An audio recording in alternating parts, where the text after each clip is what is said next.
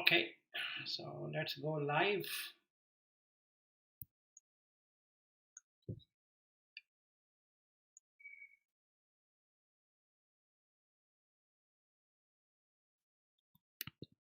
Okay, so before we understand what is this and what is that, and first we need to know what is definition of mind as per Buddha Dhamma. So there is, he called it as Chitta Sankhara or Mano Sankhara. So what it means is that what can be perceived and felt. So when we go into the ninth jhana, you will have Sanya Vedayita Nirodha. That is, Sanya means perception, Vedana means feeling, Nirodha means non arising. So, generally, what we do is that from the time of the birth till death, that whole journey, mind is conditioned to believe something which is not there as there. Let's say school, it's not really out there, but we are made to believe that we are going to school. And once we are completing that school, nobody cares about it. Nobody cares a damn about what school you went. Then you're going to have something like the higher education. So you go to the high school and then you go into the collegiate education, then you do your masters and doctorate and all of that. So each one of those, actually, if you see, have got no reality, but are believed to have a reality. Okay. And now, if you observe, you don't care a damn about your schooling, your high school grades, and your college grades, and your masters, and all that. All that now you're interested in looking at how much money you can make and how to sustain the living and all that. So, that is one example what we can see. Okay. That involves a lot of harmful ideas because then we are attached to completing those things and making it work the way it has to work and put all the sankharas into it. That is the abhisankhara, to make it something than what it is. So we put all our effort and direction, and we might even get into the raga, dvesha, moha because we don't know that it is fabricated in the mind. So, first, there is a feeling. So, you feel good about something, you feel bad about something, and you might have a neutral feeling about the same very thing. So, when we did our schooling, we have the same thing. When we go and eat something, we have the same kind of impressions. Then, when we go and see something like a movie, we have the same kind of impressions. So, if we look by five senses and also look from the mind, we get the same feeling, right? So, we like something, we dislike something, and there is something neutral. And then we perceive. What this perception does is that it has an intellect at its core. So whatever we study, whatever we learn, so let's say I have some education of my country, and then I come to United States to do my masters, and then I start following that way of living and studying and all of that, and then ultimately land in a job and start working. So the intellect is now made to believe that United States way of living is the right way of living, or somebody might feel it is a wrong way of living, or whatever it is. So then these perceptions catch on from everything we do. So then we can identify something as tall and something as short, and something as fat and something as lean and something as black and something as white and brown and whatnot, and green eyes and blue eyes and brown eyes, and then nice person is a not nice person, he's an average person, good performer, bad performer. Then we have appraisals, and then we have numbering grading system in the organization, then growing and competition and comparison and all of that is part of perception. Yes. And this feeling and perception is what we call as our life, basically. So you keep on feeling something or the other from morning till evening, and then we perceiving something or the other. So now I perceive the person who I married as wife, and before marriage also she was living, but it makes me forget that she was ever living before. Now that she's part of me, she becomes my wife, and then there is expectation, then there is complication because of that, and I have to make things meet her conditions, and she has to meet my condition, and all of that is part of the mind game. So mind fabricates because it's believed to behave that way, meaning we create a society, we create a norm, we say that this is how it should be, this is an elite group and this is not an elite group, and this is a middle class way of living, this is a high class way of living, this is a low class way of living, and you need to eat these kind of food and vegetables and meat, and so we have tons of them, and all of them are created out of perception and feeling. Yes. Okay, everything we do. So what Buddha says is that there are three sankharas. One is a mano sankhara, which is also called a chitta sankhara. And that sankhara is about feeling and perception. So the last one to go when you sit in meditation is the chitta sankhara. Then you have vachi sankhara, which is thinking and pondering. Vitakka and vichara, if I were to use the Pali word. Okay, so that is thinking and pondering. Then the kaya sankhara, that is what we do through our hands and legs and all that. He talks it from breathing perspective. So he says asa and passa, that is in breath and out breath.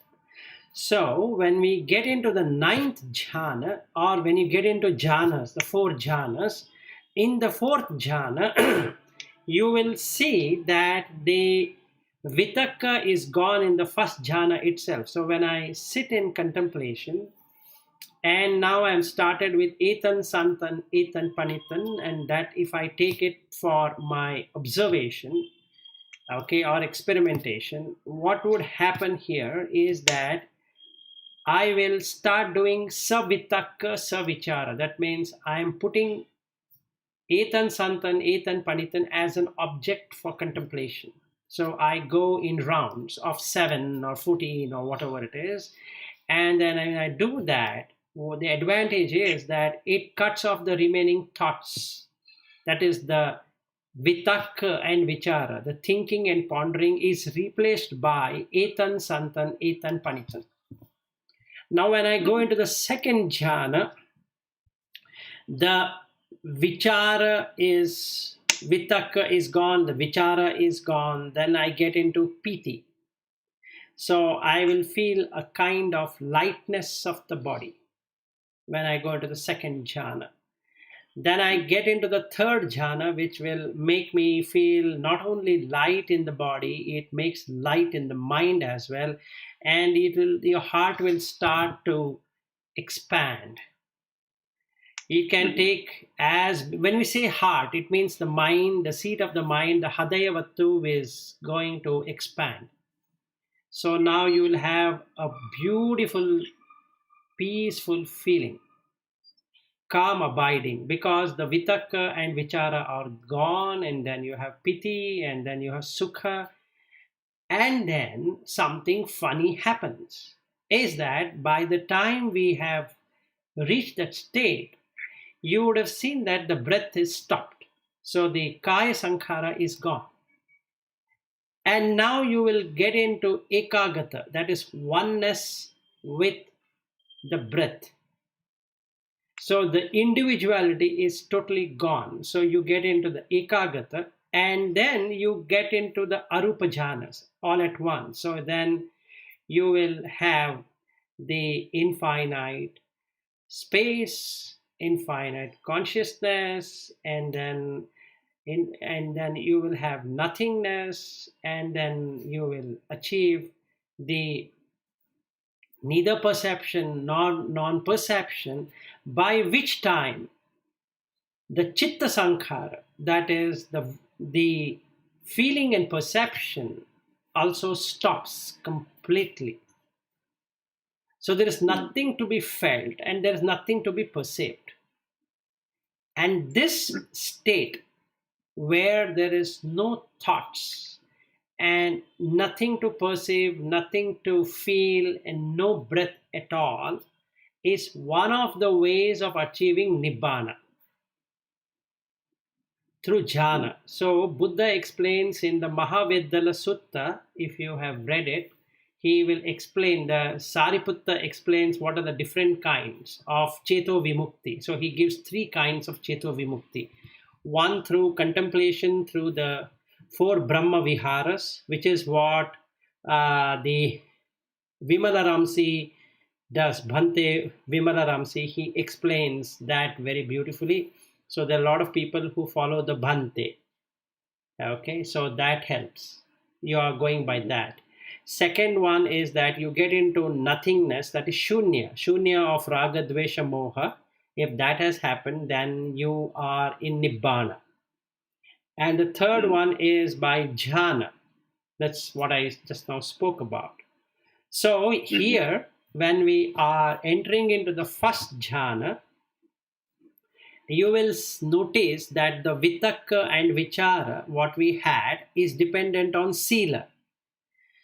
So, what I was explaining on the other day is that we have five senses, and there is a perception and feeling of those five senses which are wrong, because we have ayoniso manasikara instead of yoniso manasikara. That is, right comprehension is not there. We have a wrong way of comprehending a particular thing. Let's say a girl comes and she looks pretty in my eyes, not because she is ugly or pretty, is because my chitta sankhara, the feeling, is in that way. I feel this girl looks good. And how did that good come or pretty come? Is because of the perception I have about a particular part of the body, which is a himsa. I am damaging myself by getting into that because it will not make me achieve nibbana, and that is the reason it is harmful, and it creates bad karma, bad deed, because I'm already married. I'm not supposed to be doing that with a girl, because that will give me kamaraga, to possess her or to touch her, to feel her, or to do something with her. So it creates friction in the mind. So mind gets heated up, which is himsa. So when I really see the sight, what I can see is there are tinna sangati passo. So you need to have an object, and object should have aramana, that is, it should have something as a source, and the source for that object is to be seen is light.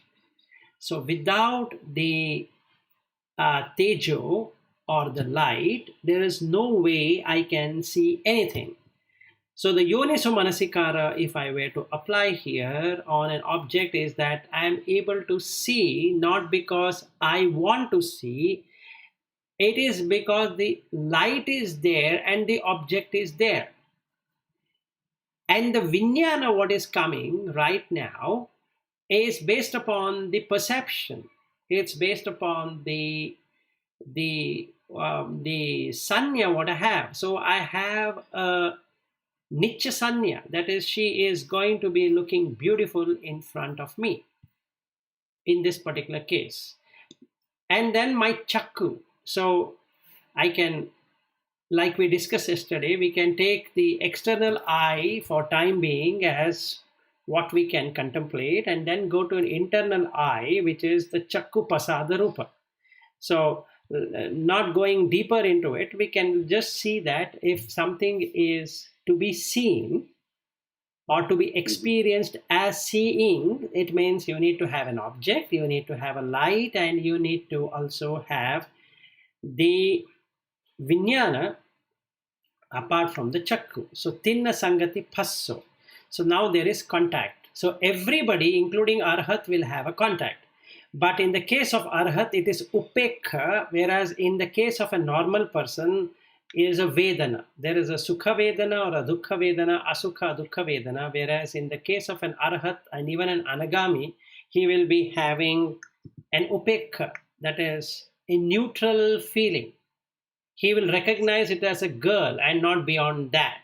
Whereas in my case, if I am a Sakadagami or even I am a Sotapanna or I am a Puggala, that is a person who is not on Buddha Dhamma, will take it to be real, and then the pretty thing or the ugly thing will come. So when the sight is seen, immediately it attaches itself with the feeling of ugly and feeling of what I can say, good looking or pretty.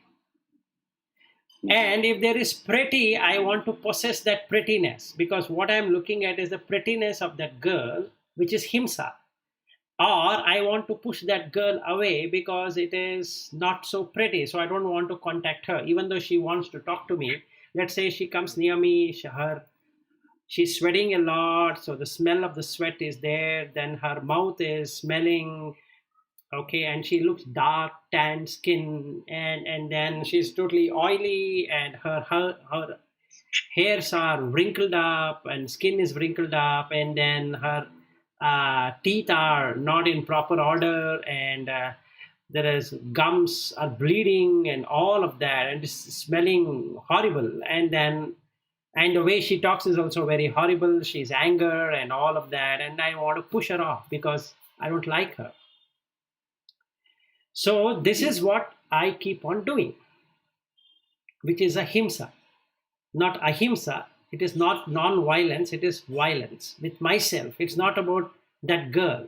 It's violence against myself. So the first precept is vihimsa veramani sikkapadam samadhiyami. What I was speaking to you is that when we see a sight, or see an object, what we call as seeing, then when we hear something as hearing, touch something as touching, taste something as tasting, smell something as smelling, think something as the thought, in these six, we need to observe how the consciousness is arising and passing away. So that how to do it, very simple, is that the object is not coming because I want it to come or I don't want it to come. It is conditioned. If there is a condition is meeting, let's say I want to meet a girl, I have to go to that place, and there's no guarantee that the girl will be coming. She might be coming, she might not be coming. If she's coming, then I feel good. If she's not coming, then I feel bad that she didn't come, or something happened on the road and she couldn't land up there. So it is not that my wish is making that to happen.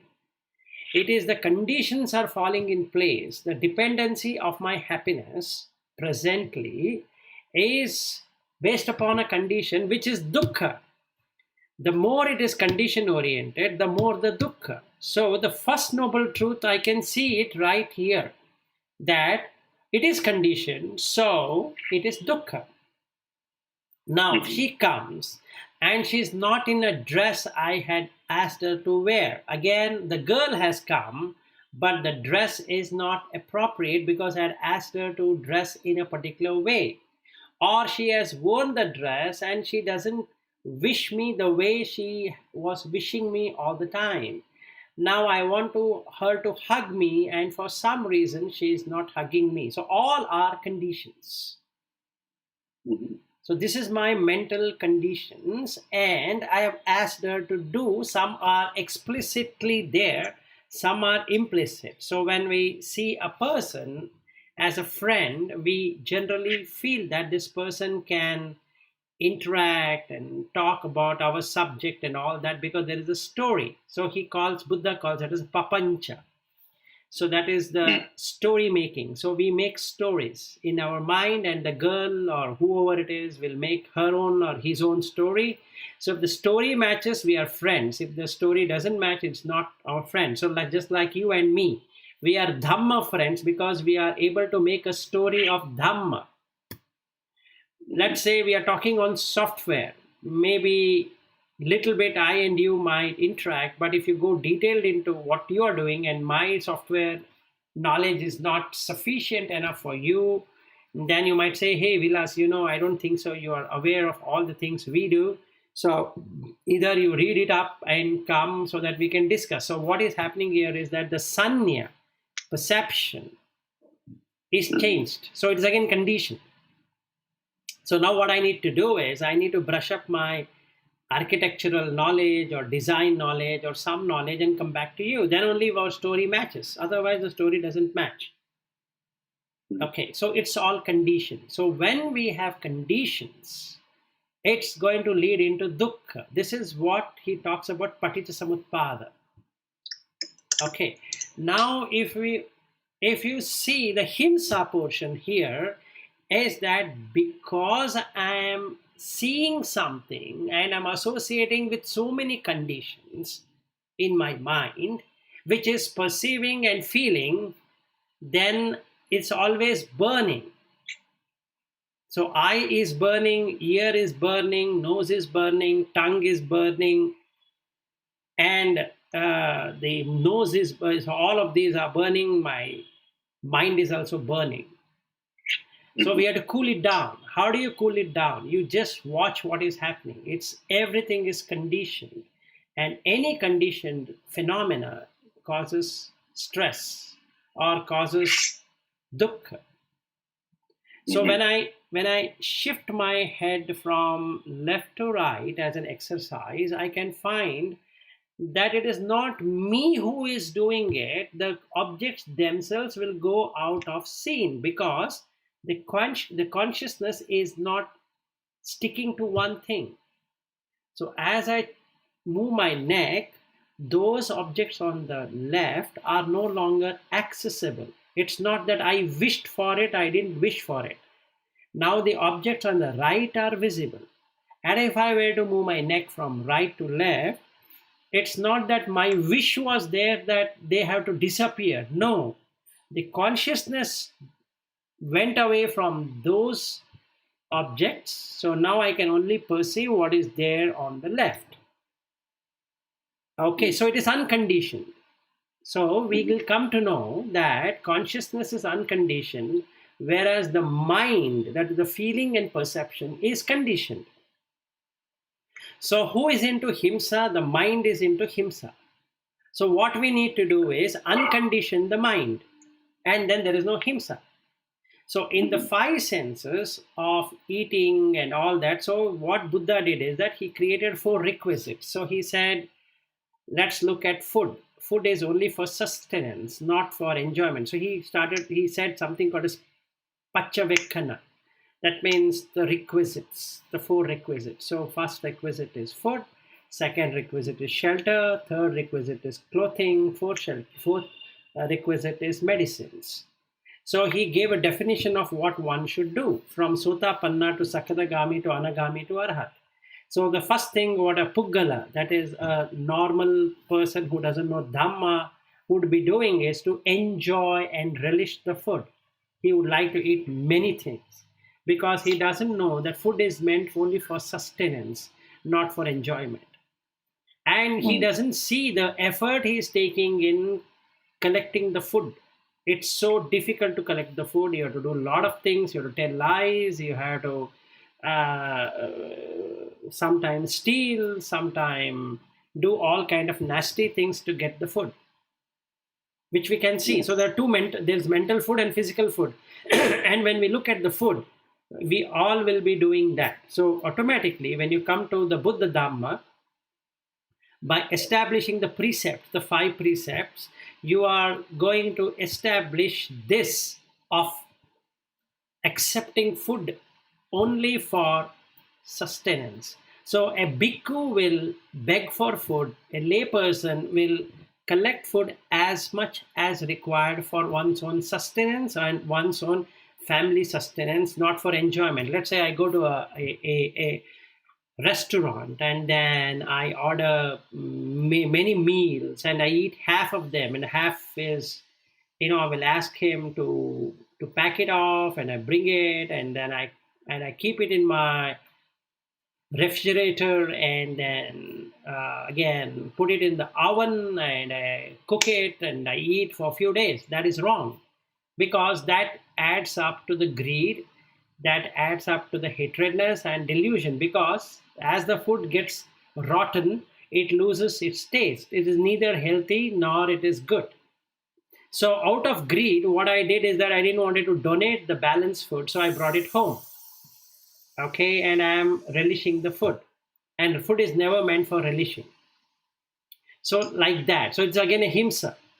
So the sight, sound, taste, touch, smell, in that the taste is creating himsa. The first thing I need to do is to cut that himsa into ahimsa, which is not having any kind of harmful attitude within myself. It's not about others, it's about myself. Because I have a personality view, which is atta. I am enjoying it. So I am earning, so I am enjoying. Who the hell is he to tell me that?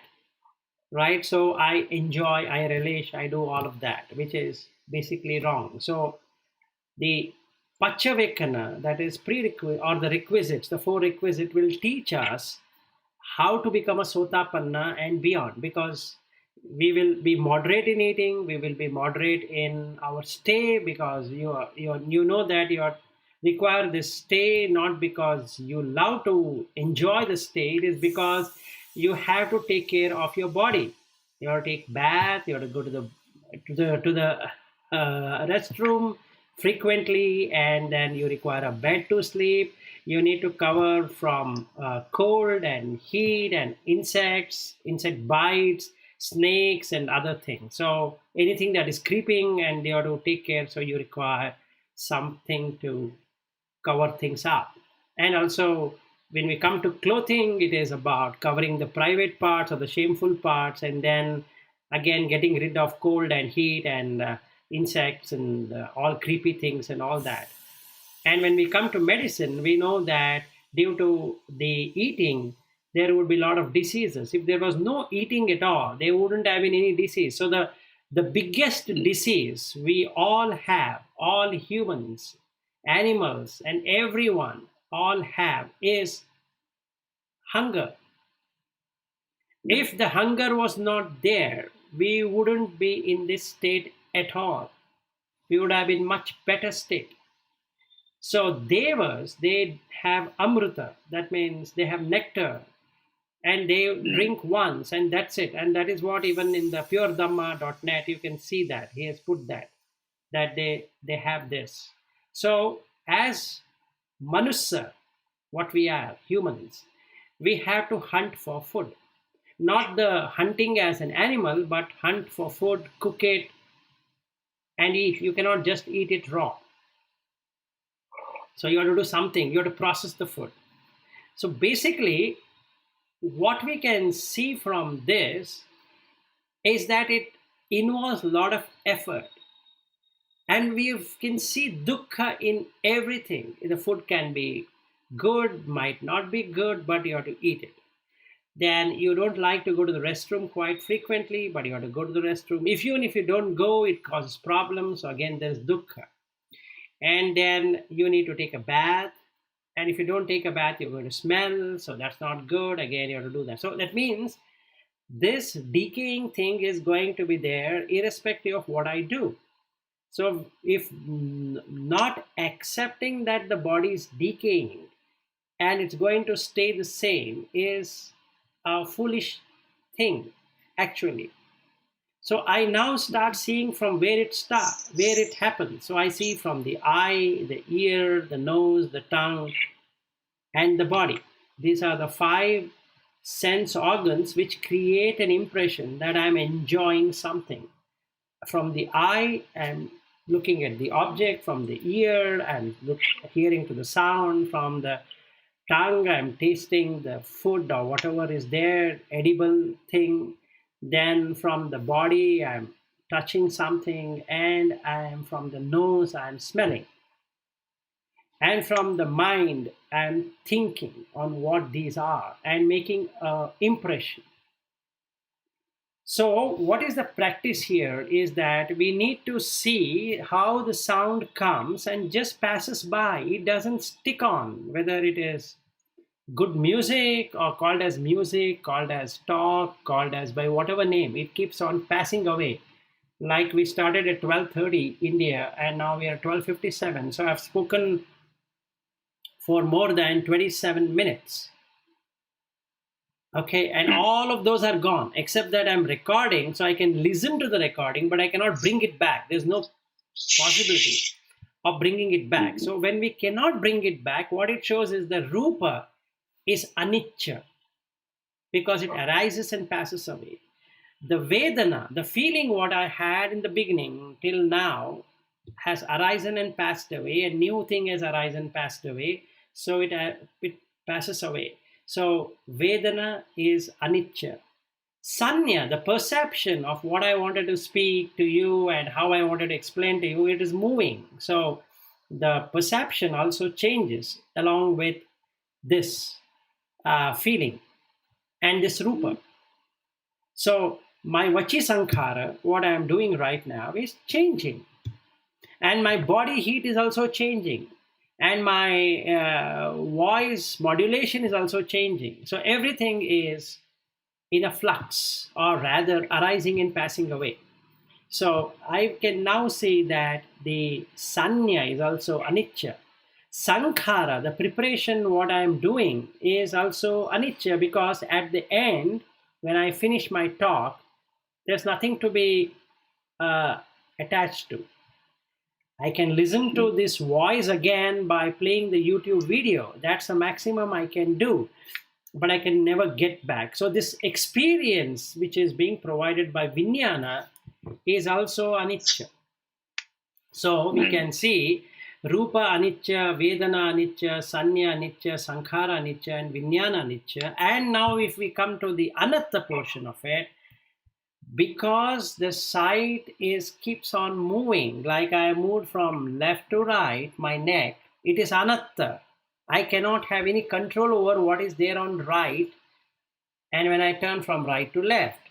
And when I turn from left to right, I cannot make anything of it because now my consciousness is moving. So I have the I and the object and the consciousness. So the consciousness is moving away. So the rupa, what I had, that is rupa, in this particular case of sight, and the rupa, which is the visible form, are changing. So it is anatta. So rupa anatta and chakku anatta, rupa anatta, sota anatta, shabda anatta. That means this ear. If I move from that place, there is no longer that sound. I will hear some other sound, but not that sound. So the sound also changes. So, and there's no control. There is no atta, personality. This is my personal thing. This is my rupa. No. This is my chakku. No. This is my shabda. No. This is my sota. No. So I cannot have an ownership on the sight to be seen and the eye. I cannot have ownership on the sound to be heard and the ear. Like that, the remaining. So we can see that chakku anatta, rupa anatta, sota anatta, shabda anatta, ghana anatta, gandha anatta, jivha anatta, rasa anatta, kaya anatta, pottabba anatta, mano anatta, dhamma anatta. That means, especially dhamma, I cannot say what thoughts are going to come, or I cannot make prediction, I cannot control the thought, and I'm so helpless. So I'll say that I don't know. I try to meditate, and a lot of thoughts kept coming because it's anatta. I cannot hold anything as a person. And the mano, I cannot make the mind sit in one place. No, that's not possible because anatta. So what we can see is the five aggregates, which are the experiencing thing, is anicca, and the other thing of the six senses, the ajata and the bahidha, they are also same. That is, it is anatta. So when you have anicca and anatta, everything is in dukkha because it is conditioned. Mhm. So what we can see in the first noble truth is that jati pi dukkha, jara pi dukkha, vyadi pi dukkha, maranam pi dukkha, all that we can see because we see that the birth of a condition, any condition being born, is itself dukkha because it can change. There is always viparinama that is liable to be changed without notice.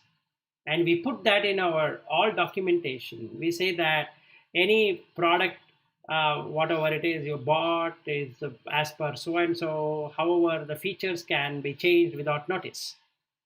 That means there is always viparinami. It can change without notice. Mhm. So the himsa here again is to consider that it will not change. It will remain because we have a nicha sanya, that is, it's going to be stable. So what I was explaining the other day is we have two problems. One problem is insecurity, another problem is stability. So we have found out ways of making something secure by taking insurance and something like that to make things stable. Like you take a life insurance or health insurance, but you have to take the pain. If I am sick, it's getting compensated by the money I don't have to pay, agreeable, but the pain cannot be removed. The body pain which I am going to undergo in the hospital can never be transferred to the insurance company. That's not possible. But the insurance company can pay the bill or the check what has been put by the hospital. So they can pay that and relieve me of the financial crisis than the physical one. I have to undergo the pain. If somebody has cancer, that person has to go through chemotherapy. That person has to really get into radio or radiology and have it burnt. That cannot be transferred to the insurance company. So even though we have made something look stable, it is really unstable. That person who is having the pain will undergo the pain, irrespective of what it is said to him. It doesn't matter. So basically, it's anatta, no matter what the person feels. So it is dukkha.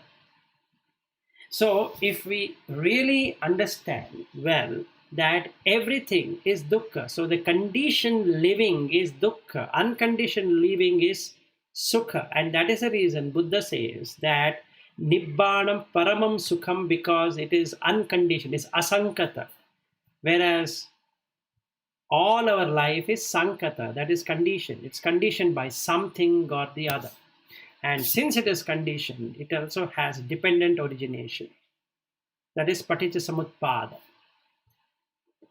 So when we have paticca samutpada, when we have when we have conditionality, which is sankata, we cannot have sukha. We will be having only dukkha. Because if the condition changes, it automatically creates dukkha.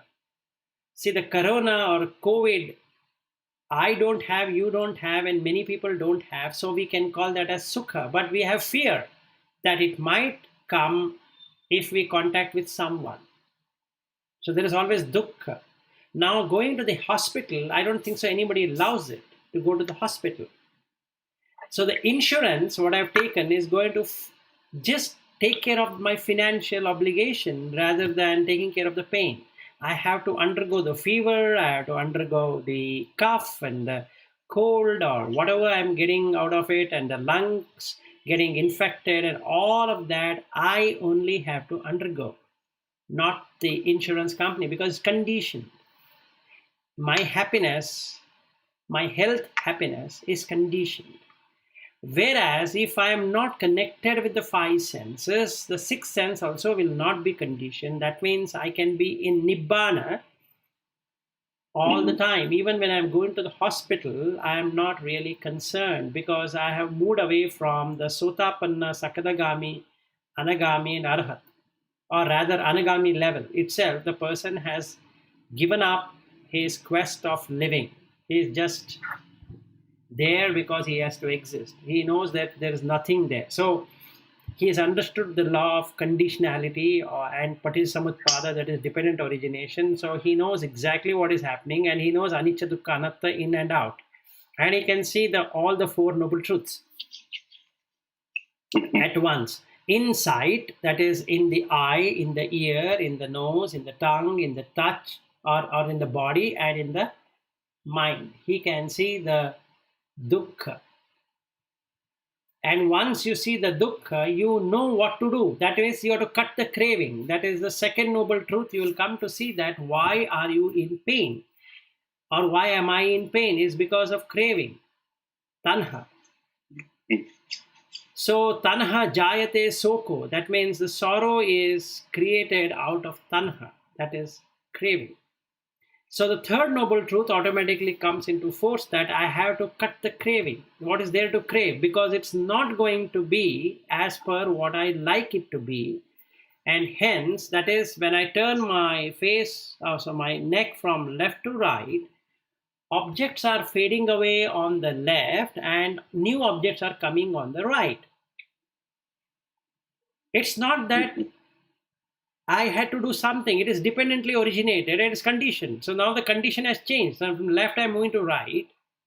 So it is going to be dukkha. I might get into sight, which I don't like. On my right, there are, let's say, the gutter is open, or bad odor is coming, and then there is a police firing on my right hand side, and on my left hand side there is a garden. Let's take that as an example. On the left hand side I have a garden, and the right hand side there is a police firing. There are some mob, and they are raising slogans against some government, and there is some problem happening, and I'm the center here standing. On the left hand side there is peacefulness of this garden, but garden is created one. It is sankata, whereas the mob is also sankata, the police is also sankata. So both are sankata. It's going to be dukkha. Even if I were to go to the park and sit in the park, and it might make me not able to sit properly because of the heat, or because of the mosquitoes, because of some other insects floating around there, or the smell there, or whatever it is, or the flower smell. I might be allergic to certain flower smells and all that. So I might be enjoying, might not be enjoying at all.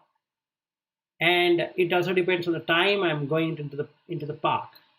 So I might not get what I want in anything at all in the five senses. So when I'm looking from outside, the park looked so green, but when I enter inside, I find that there's much of greenery is not there what it perceived it to be. So my feeling and perception has a problem.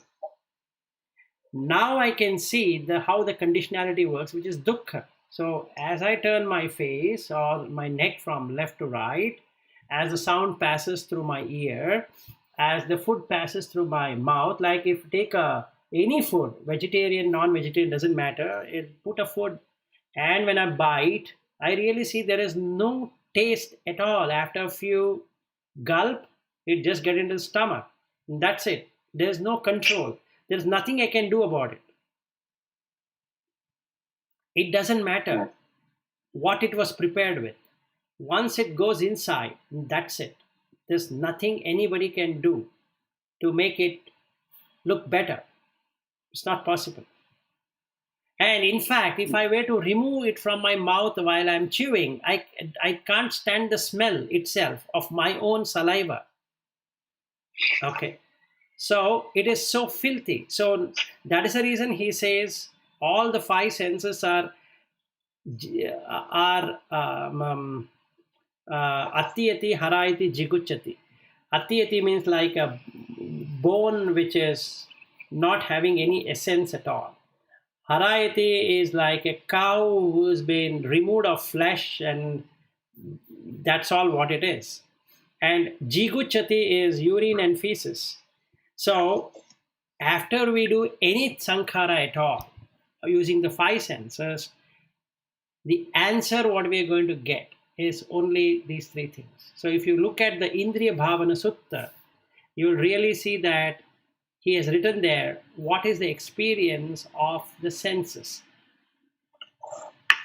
Okay, and we can then experience. So we can use this simile or the way of putting it and see that how we can really see this changing or anicca nature of the Rupa Vedana Sanya Sankhara Vijnana and anatta nature of this six ajjata and six bahidda.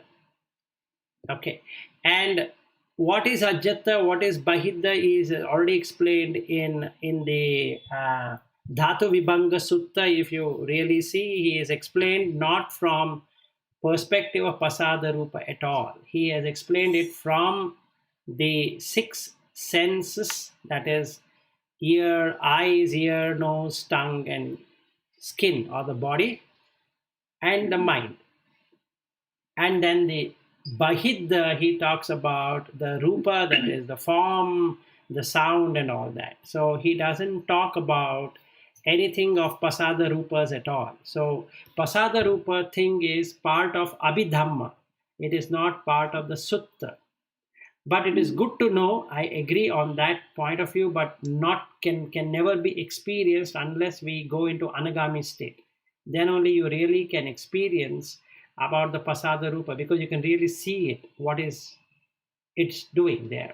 So I don't say that it has no meaning there, it has tremendous meaning, but presently for a normal person, till we get into Anagami state, we can look at the Dhatu Vibhanga Sutta or even even if you go to Satipattana Sutta, there he gives all the four first noble truth and second noble truth and third and fourth. In that he explains what are the six ajjata, six bahidda, and all that. Okay, and six ajjata is only the internal, the eyes, ear, nose, tongue, and all that.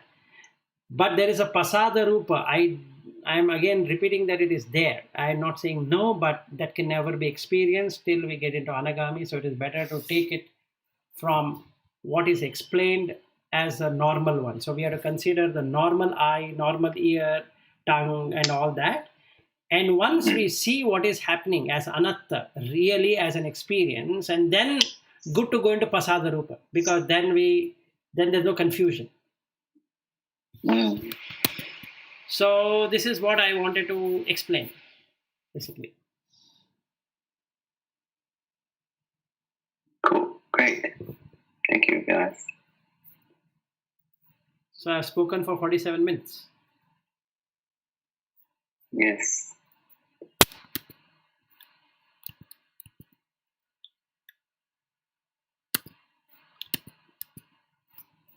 I have a quick question about the conditioning of the sanya.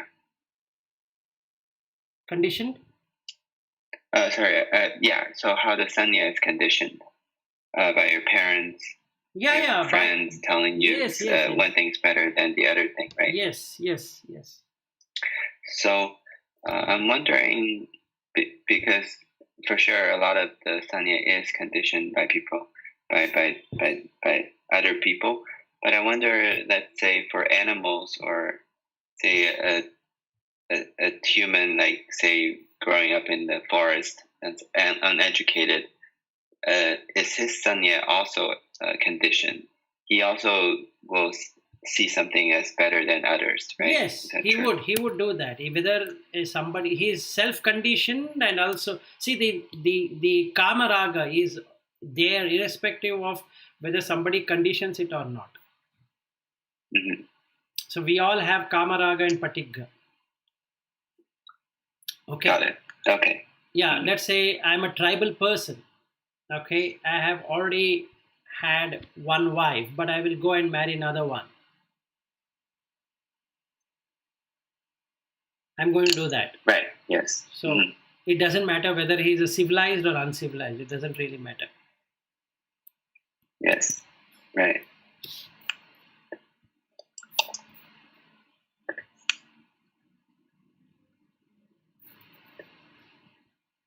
Yeah, I think after this explanation, I understand it much better what you mean by himsa. Yeah. And how is dukkha if you don't have yoniso manasikara. Yes. So what we can do is that we can use the yoniso manasikara in everything. So then we can see what is consciousness and what is mind. Mind has only fabrication, which is the feeling and perception. And the consciousness feeds onto this. It gives that energy for the mind to move forward. So the objective here is to still the mind. So mind stilled is nibbana. Yes. Yes.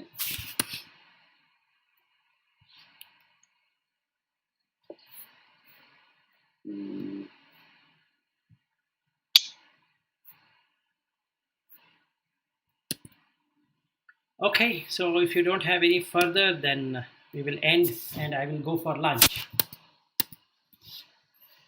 Okay, great. Thank you, Vilas. I think I have one question I just couldn't remember right now. Sure. Maybe what you can do is, if you have right now, I can answer. Otherwise, you can message me and then I can answer. Okay, great. I can do that. Okay, all right. Yeah, thank you so much, Vilas. Thank you. Bye-bye. Yeah, bye-bye.